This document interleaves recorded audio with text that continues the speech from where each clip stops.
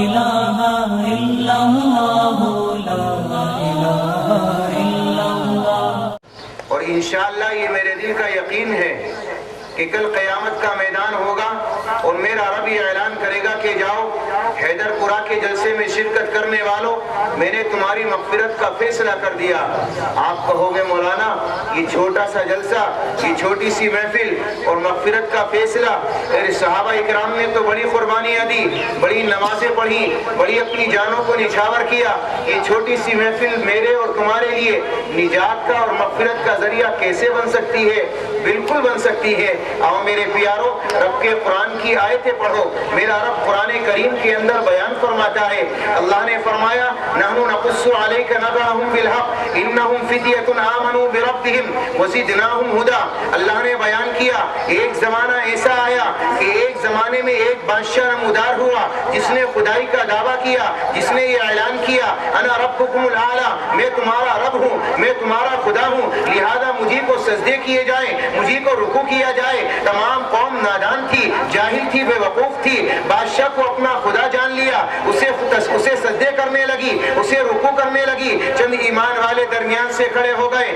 ہر دور کے اندر اللہ ایمان والوں کو زندہ رکھتا ہے، اللہ صحیح عقل والوں کو زندہ رکھتا ہے۔ چند ایمان والے کھڑے ہو گئے، ان کی تعداد کی وقت کچھ نہیں ہے، وہ خواہ تھوڑی تعداد کے اندر ہو یا زیادہ تعداد کے اندر ہو، چند ایمان والے کھڑے ہو کر بادشاہ کی آنکھوں میں آنکھیں ڈال کر یہ اعلان کرتے ہیں او زمانے کے خدا، تو زمانے والوں کے لیے خدا ہوگا، ان نادانوں کے لیے خدا ہوگا، ان بے وقوفوں کے لیے خدا ہوگا، ہمارے لیے رب نہیں ہو سکتا، ہمارا رب تو وہ ہے وقالوا ربنا رب السماوات والارض، جس نے زمین کو پیدا کیا، جس نے آسمان کو بنایا، ارے جس نے تجھے پیدا کیا، جس نے مجھے پیدا کیا، ہمارا رب تو وہ ہے، ہماری یہ پیشانی اسی رب کے سامنے جھکے گی، اس کے علاوہ کسی اور در کے سامنے یہ پیشانی نہیں جھک سکتی۔ بادشاہ نے کہا اچھا پدینہ پدی کا شوربہ، پوری دنیا ہمیں سلام کرے، ہمیں سجدے کرے، ہمیں رکوع کرے، اور یہ چند لوگ ہماری طاقت کو نہیں دیکھتے اور ہمارے سامنے آنکھوں میں آنکھیں ڈال کر کلام کرتے ہیں۔ پولیس والوں کو بلایا گیا، میرے پیاروں مشیروں کو بلایا گیا اور یہ کہہ دیا گیا کہ جاؤ انہیں جیل میں ڈال دو، 3 دن کی مہلت دے دو، اگر 3 دنوں کے اندر انہوں نے اپنے ایمان کو نہ بدلا، ہمیں سجدہ نہ کیا، تو انہیں سولی دے دی جائے گی۔ ایمان والا کبھی حالات کو نہیں دیکھتا، ایمان والا کبھی ماحول کو نہیں دیکھتا، وہ زمانے کی طاقت کو نہیں دیکھتا، اس کی نظر رب کی طاقت کے اوپر ہوتی ہے، اس کا بھروسہ رب کے اوپر ہوتا ہے۔ یہ چند ایمان والے بادشاہ کی طاقت کو نہ دیکھا، اس کی فوج کو نہ دیکھا، حالات کو نہ دیکھا، ہواؤں کو نہ دیکھا، زمانے کو نہ دیکھا، کلچر کو نہ دیکھا، اگر نظر گئی تو رب کی طاقت کے اوپر، اگر نظر گئی تو زمین و آسمان کے بنانے والے کے اوپر، اگر طاقت نظر گئی تو میرے پیاروں اس رب کے اوپر جس نے پوری دنیا کے نظام کو چلایا۔ چند ایمان والے جیل میں ڈال دیے گئے، مشورہ کرنے لگے کیا کریں، چلو ایک کام کرو، راتوں رات جیل کو توڑ کر نکل جاؤ، اگر جیل میں رہیں گے تو اپنے مذہب میں لوٹائے گا یا ہمیں رجم کر دے گا۔ راتوں رات جیل کو توڑ کر نکل گئے، ایک غار میں جا کے پناہ لے لی۔ 309 سال کے بعد اللہ نے دوبارہ زندہ کیا، واقعہ لمبا ہے، میں اس کی تفصیل میں جانا نہیں چاہتا، میں تو یہ بتلانا چاہتا ہوں کہ جب یہ چند ایمان والے، یہ اللہ والے اپنے ایمان کو بچانے کی خاطر، اپنے ایمان کی صیانت کے لیے ہجرت کر کے جیل کو توڑ کے نکلے ہیں، تو بستی میں کتا پڑا ہوا تھا، بے زبان جانور پڑا ہوا تھا۔ اس کتے کی آنکھ کھلی، اس نے دیکھا ارے یہ ایمان والے کہاں چلے ہیں، تو اسے پتا چلا کہ یہ تو اپنے ایمان کو بچانے کی خاطر نکلے ہیں، یہ بے زبان جانور ایمان والوں کے پیچھے لگ گیا، کبھی دائیں دیکھتا ہے، کبھی بائیں دیکھتا ہے، کبھی پیچھے دیکھتا ہے کہ اگر کوئی پیچھے سے حملہ کرے گا ایمان والوں کی حفاظت کروں گا، کوئی دائیں سے حملہ کرے گا ادھر سے حفاظت کروں گا، کوئی ادھر سے حملہ کرے گا حفاظت کروں گا، یہاں تک کہ غار کے منہ پر پہنچا، ایمان والے اندر جا کر سو گئے اور یہ کتا بے زبان جانور غار کے منہ پر آ کر لیٹ گیا۔ نمازیں تو نہیں پڑھی نا، روزے رکھے، یہ کتا حج کرنے گیا، کبھی کسی کو خیرات کی، کچھ نہیں کیا،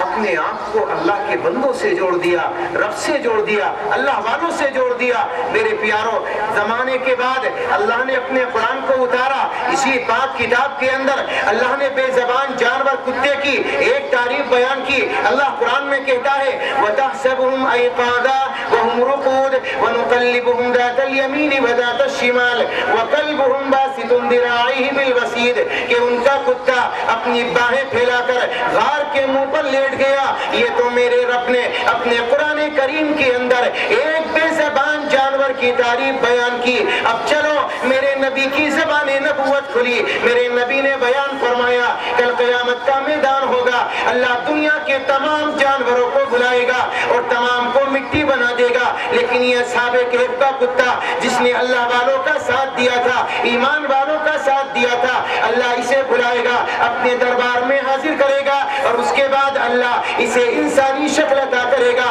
اللہ اسے انسان بنائے گا اور اس کے بعد اپنی جنت میں داخلہ عطا کرے گا۔ ایک بے زبان جانور اللہ والوں کا ساتھ دے دے، اللہ اسے جانور سے انسان بنا کر جنت میں داخل کر دے۔ میرے پیاروں ذرا یہ تو بتاؤ، رب کی محبت میں، نبی کی محبت میں، اللہ کے قرآن کی محبت میں، علماء کی محبت میں آپ یہاں جمع ہوئے ہو، بتاؤ کہ اللہ میری تمہاری مغفرت کا فیصلہ نہیں کرے گا؟ اور چلو ایک واقعہ اور یاد آیا، حضرت انس رضی اللہ تعالیٰ عنہ راوی وہ یہ بیان فرماتے ہیں ایک صحابی رسول کا آنا ہوا، دسترخوان لگا دیا گیا۔ میرے پیاروں آپ کے یہاں بھی دستور ہے، مہمان آیا جو بھی ماحضر ہے سامنے رکھ دیا گیا، انہوں نے تناول فرمایا، جب کھانا کھا لیا تو آپ کے یہاں بھی دستور ہے ہاتھ دھلائے جاتے ہیں اور اس کے بعد تولیہ لائی جاتی ہے، ہاتھ صاف کیے جاتے ہیں۔ حضرت انس نے کھانا کھلوایا، ہاتھ دھلوائے، حضرت انس نے اپنی باندی کو دیکھا اور یوں فرمایا کہ جاؤ اندر سے تولیہ لے کر آؤ۔ باندی اندر گئی، تولیہ لے کر آئی، لیکن وہ تولیہ گندا تھا، میلا تھا، تولیہ صاف ستھرا نہ تھا۔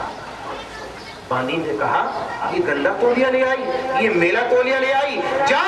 اسے صاف کر کے لے کر آ۔ باندی نے تولیہ کو اٹھایا، لے کر چلی گئی۔ میرے پیاروں گئی، آگ کے انگارے دیکھ رہے تھے، تنور میں آگ جل رہی تھی، آگ کے اندر اس تولیہ کو ڈالا۔ حضرت انس دیکھ رہے ہیں، وہ صحابی رسول بھی دیکھتے ہیں۔ تھوڑی دیر کے بعد کسی چیز سے تولیہ کو پکڑا، باہر نکالا، تولیہ دھل کر صاف ہو کر حضرت انس کے دربار میں آیا۔ انس نے ہاتھ صاف کیے، ان صحابی رسول نے بھی اپنے ہاتھوں کو صاف کیا اور اس کے بعد ان صحابی رسول نے حضرت انس کو دیکھا اور سوالیہ نظروں سے یہ فرمایا، اے انس آگ کا کام تو جلانے کا ہے، پانی کا کام دھلنے کا ہے۔ یہ ماجرا میری سمجھ میں نہیں آیا کہ تو نے اس تولیہ کو آگ میں ڈلوایا، اس کا نہ تانا جلا نہ اس کا بانا جلا، یہ تولیہ تو دھل کر صاف ہو کر آ گیا۔ یہ کام تو پانی کا ہے، آگ کا کام تو جلانے کا ہے۔ رب کعبہ کی قسم میرے پیاروں، حضرت انس نے فرمایا تجھے کیا بتاؤں، یہ ماجرا تو میری بھی سمجھ میں نہیں آیا۔ پھر فرمایا ایک دن میرے نبی میرے گھر تشریف لائے، جو بھی کچھ مقدر تھا میرے نبی کے سامنے پیش کر دیا۔ مجھے پیدا کرنے والے کی قسم، جب میں نے اپنے نبی کو ہاتھ صاف کرنے کے لیے یہ تولیہ دیا، میرے نبی نے اپنے ہاتھ صاف کیے۔ جب سے میرے نبی کے ہاتھ اس تولیہ کو لگے ہیں، مجھے پیدا کرنے والے کی قسم، دنیا کی بڑی سے بڑی آگ نے اس تولیہ کو نہ جلایا۔ جب ایک تولیہ نبی کے ہاتھ سے لگ جائے، دنیا کی آگ نہ جلائے، رب کعبہ کی قسم میں اور جب آپ نبی کی محبت میں اس میدان کے اندر آ کے بیٹھیں گے، جہنم کی آگ جلائے گی؟ ارے بولو، جلائے گی؟ تو انشاءاللہ میرے دل کا یقین ہے کہ یہ جلسہ میرے لیے اور تمہارے لیے نجات کا ذریعہ۔ اللہ تبارک و تعالی مجھے بھی آپ کو بھی یہاں کے فیوض و برکات سے معمور فرما دے، اور اللہ تبارک و